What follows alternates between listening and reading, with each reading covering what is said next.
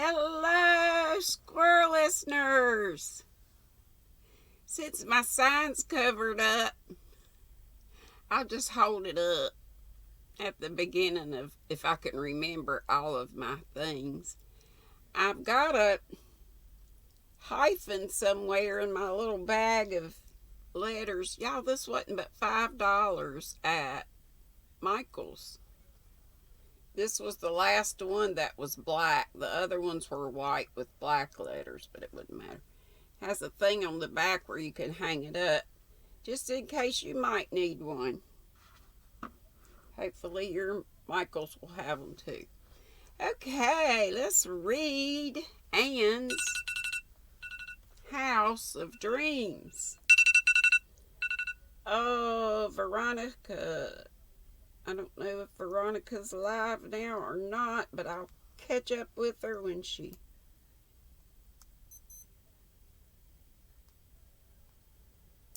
when I get done.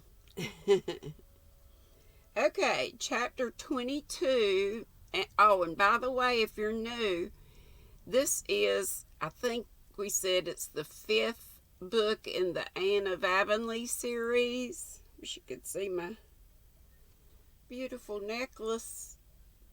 This was free. It was in a swag bag from a yarn company in California called Knittique. And I got this free. They had the neatest swag bags. So pretty. I wish you could see it better. Anyway. Oh, and I made this a while ago, a hair scrunchie. It is purple, but it's a different purple. And I made it out of one of my minis. Dana Triple C has a craft hour at 9 Eastern, Monday through Friday. So that's what we did today. Okay, chapter 22, Miss Cornelia Arranges Matters. Oh, what I was going to say about the handbooks. I'm here, there, and everywhere. If you're new, all of the books that I've already read are in my playlist. Go to my playlist. Anne of Avonlea is the first one, and then you'll see the other Anne books. But this is Anne's House of Dreams. Chapter 22, Miss Cornelia Arranges Matters. I said that 15 times. Gilbert insisted that Susan should be kept on at the little house for the summer. She was the help. Anne protested at first. Life here with just the two of us is so sweet, Gilbert. It spoils it a little to have anyone else. Susan is a dear soul, but she's an outsider. It won't hurt me to do the work here. You must take your doctor's advice, said Gilbert. There's an old proverb to the effect that shoemakers' wives go barefoot and doctors' wives die young. I don't mean that it shall be true in my household. You will keep Susan until the old spring comes back into your step and those little hollows on your cheeks fill out. You just take it easy, Mrs. Doctor dear, said Susan, coming abruptly in. Have a good time and do not worry about the pantry. Susan is at the helm. She likes to say that. There's no use in keeping a dog and doing your own barking. I'm going to take your breakfast up to you every morning. Indeed you are not, laughed Anne. I agree with Miss Cornelia that it's a scandal for a woman who isn't sick to eat her breakfast in bed, and almost justifies the men in any enormities. You know how she feels about men. Oh, Cornelia, said Susan with an ineffable contempt. I think you have better sense, Mrs. Doctor dear, than to heed what Cornelia Bryant says. I cannot see why she must always be running down the men. Even if she is an old maid. I'm an old maid, but you never hear me abusing the men. I like them. I would have married one if I could. Is it not funny nobody ever asked me to marry him, Mrs. Doctor dear? I'm no beauty, but I'm as good looking as most of the married women, you see. But I never had a beau. Why do you suppose is the reason? It may be predestination, suggested Anne with an unearthly solemnity. Susan nodded. That's what I've often thought, Mrs. Doctor dear, and a great comfort it is. I do not mind nobody wanting me if the Almighty decreed it so for his own wise purposes. But sometimes doubt creeps in, Mrs. Doctor dear, and I wonder if maybe the old scratch has not more to do with it than anyone else. An old scratch, you probably know, is the devil. I cannot feel resigned then, but maybe, added Susan, brightening up, I will have a chance to get married yet. I often and often think of the old verse my aunt used to repeat. There never was a goose so gray, but sometime soon or late, some honest gander came her way and took her for his mate. A woman cannot ever be sure of not being married till she's buried, Mrs. Doctor dear, and meanwhile I will make a batch of cherry pies. I notice the doctor favors them, and I do like cooking for a man who appreciates his victuals. That's what Mom used to call food too, or victuals. Miss Cornelia dropped in that afternoon, puffing a little. I don't mind the world or the devil much, but the flesh does rather bother me, she admitted. You always look as cool as a cucumber, Anne dearie. Do I smell cherry pie? If I do, ask me to stay to tea. Haven't tasted a cherry pie this summer. My cherries have all been stolen by those scamps of Gilman boys from the Glen.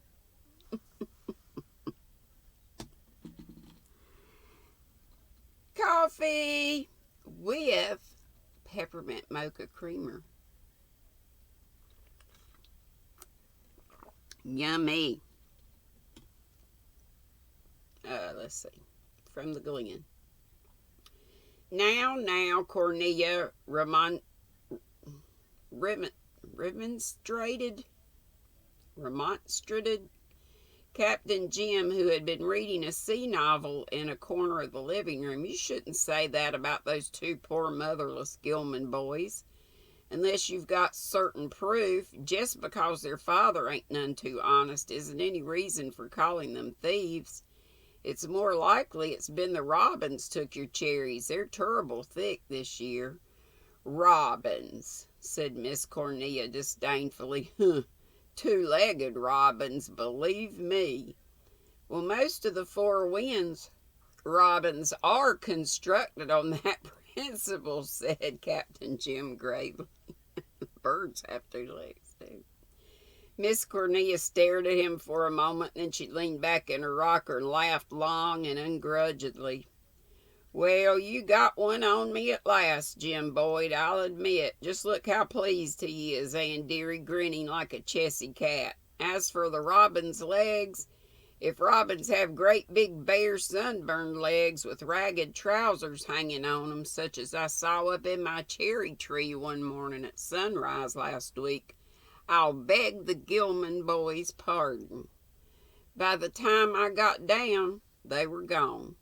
I couldn't understand how they disappeared so quick, but Captain Jim has enlightened me. They flew away, of course. Captain Jim laughed and went away regretfully, declining an invitation to stay to supper and partake of cherry pie. I'm on my way to see Leslie and ask her if she'll take a boarder, Miss Cornelia resumed. I had a letter yesterday from a Miss Dally in Toronto who boarded a spell with me 2 years ago. She wanted me to take a friend of hers for the summer. His name is Owen Ford, and he's a newspaperman, and it seems he's a grandson of the schoolmaster who built this house. John Selwyn's oldest daughter married an Ontario man named Ford, and this is her son. He wants to see the old place his grandparents lived in. He had a bad spell of typhoid in the spring and hasn't got rightly over it. So his doctor has ordered him to the sea. He doesn't want to go to the hotel. He just wants a quiet home place. I can't take him, for I have to be away in August. I've been appointed a delegate to the WFMS convention in Kingsport, and I'm going. I don't know whether Leslie will want to be bothered with him either, but there's no one else. If she can't take him, he'll have to go over the harbor. When you've seen her, come back. When you've seen her, come back and help us eat our cherry pies, said Anne. Bring Leslie and Dick too if they can come. And so you're going to Kingsport? What a nice time you'll have. I must give you a letter to a friend of mine there, Mrs. Jonas Blake. I've prevailed on Mrs. Thomas Holt to go with me, said Miss Cornelia complacently. It's time she had a little holiday, believe me. She's just about worked herself to death. Tom Holt can crochet beautifully, but he can't make a living for his family. He never seems to be able to get up early enough to do any work, but I notice he can always get up early enough to go fishing. Isn't that just like a man? Anne smiled. She had learned to discount largely Miss Cornelia's opinions of the Four Winds men. Otherwise, she must have believed them the most hopeless assortment of reprobates and ne'er-do-wells in the world, with veritable slaves and martyrs for wives. This particular Tom Holt, for example, she knew to be a kind husband, a much-loved father, and an excellent neighbor. If he were rather inclined to be lazy, liking better the fishing he had been born for than the farming he had not, and if he had a harmless eccentricity for doing fancy work, crochet, nobody save Miss Cornelia seemed to hold it against him. His wife was a hustler who gloried in hustling. His family got a comfortable living off the farm, and his strapping sons and daughters inherited their mother's energy. We're all in a fair way to do well in the world. There was not a happier household in Glen Street, Mary, than the Holts. Miss Cornelia returned satisfied from the house up the brook. Leslie's going to take him, she announced. She jumped at the chance. She wants to make a little money to shingle the roof of her house this fall, and she didn't know how she was going to manage it. I expect Captain Jim will be more than interested when he hears that a grandson of the Selwyns is coming here. Leslie said to tell you she hankered after cherry pie but couldn't come to tea because she has to go and hunt up her turkeys. They've strayed away, but she said if there was a piece left for you to put it in the pantry, and she'd run over in the cat's light when prowling's in order to get it. You don't know, Anne dearie, what good it did my heart to hear Leslie send you a message like that, laughing like she used to long ago. There's a great change come over her lately. She laughs and jokes like a girl, and from her talk I gather she's here real often. Every day, or else I'm over there, said Anne. I don't know what I'd do without Leslie, especially just now when Gilbert is so busy. He's hardly ever home except for a few hours in the wee sma's. He's really working himself to death. So many of the over-harbor people send for him now. They might better be content with their own doctor, said Miss Cornelia, though to be sure I can't blame them, for he's a Methodist. Ever since Dr. Blythe brought Miss Allenby round, folks think he can raise the dead. I believe Dr. Dave is a mite jealous, just like a man. He thinks Dr. Blythe has too many newfangled notions. Well, I says to him, it was a newfangled notion saved Rhoda Allenby. If you'd been attending her, she'd have died, and had a tombstone saying it had pleased God to take her away. Oh, I do like to speak my mind to Dr. Dave. He's bossed the Glen for years, and he thinks he's forgotten more than any other people ever knew.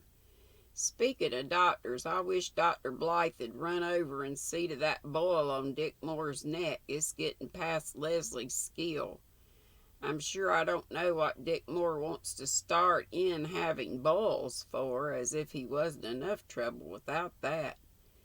Do you know, Dick has taken quite a fancy to me, said Anne. He follows me round like a dog and smiles like a pleased child when I notice him. Does it make you creepy? Not at all. I rather like poor Dick more. He seems so pitiful and appealing somehow. You wouldn't think him very appealing if you'd see him on his cantankerous days, believe me. But I'm glad you don't mind him. It's all the nicer for Leslie. She'll have more to do when her boarder comes. I hope he'll be a decent creature. You'll probably like him. He's a writer. I wonder why people so commonly suppose that if two individuals are both writers, they must therefore be hugely congenial, said Anne rather scornfully. Nobody would expect two blacksmiths to be violently attracted toward each other merely because they were both blacksmiths.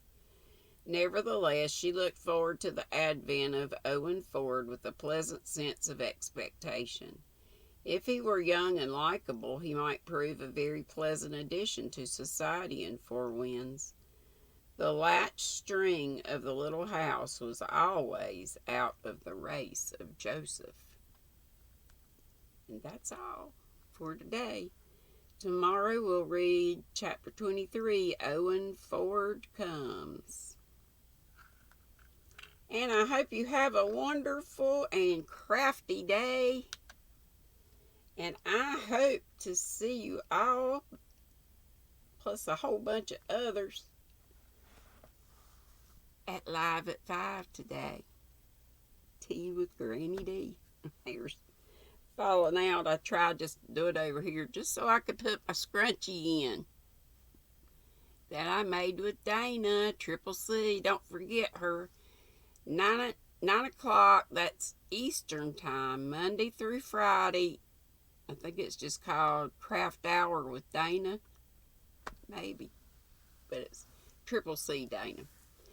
Okay, love you bunches. And be sweet. Don't be ugly. Here's my little sign. Since my other sign's covered up. Okie dokie. Love you bunches. Bye-bye.